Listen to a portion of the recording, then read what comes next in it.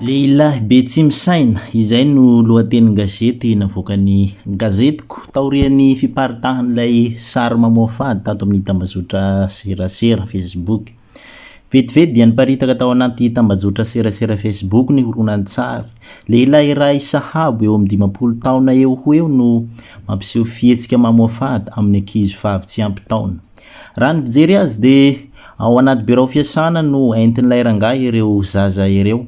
Misy ny tambazany vola ary ny sasany avy hatrany dia tereny hanoroko azy sady safosafoiny eo ambony feny.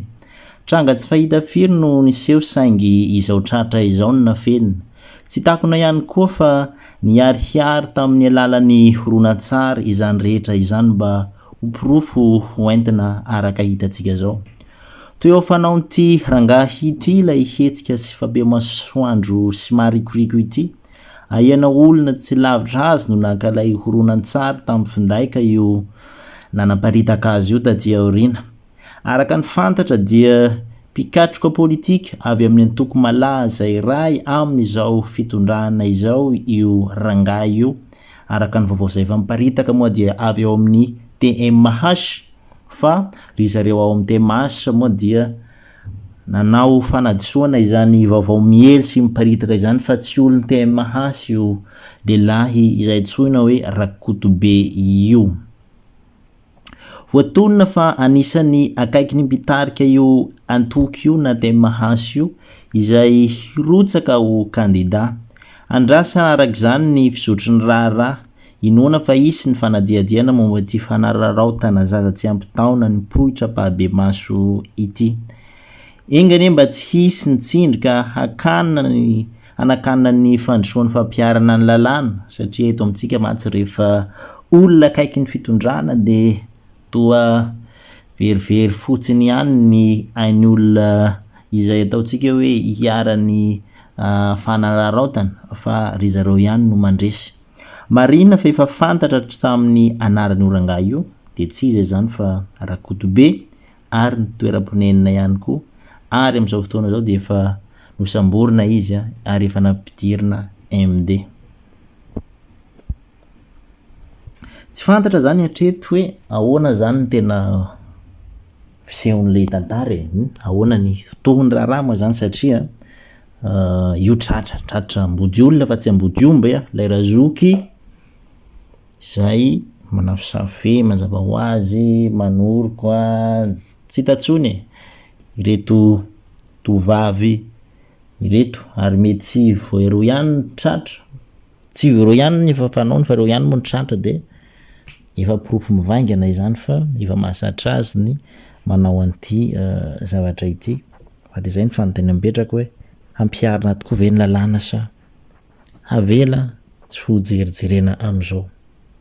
Hampiarina ve ny lalàna sa hijanona amin'izao?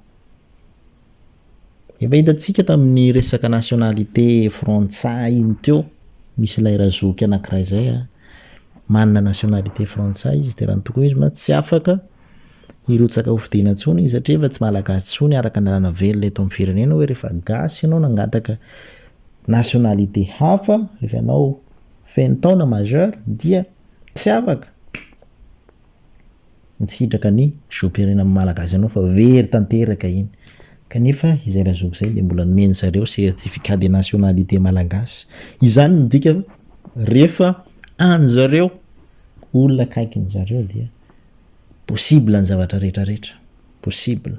Ka tokony hampiarina ilay lalàna izay nizay sy tiavan'ireo matoa filoha mambahoaka hoe tapahana ny boboatana izay tratra manao fanararaotana ara-nofo na manolana satria efa rendrika fanolanana amin'ny endriny akolaka izao zavatra miseho ataon'izareo mpitarika ny TMH izao.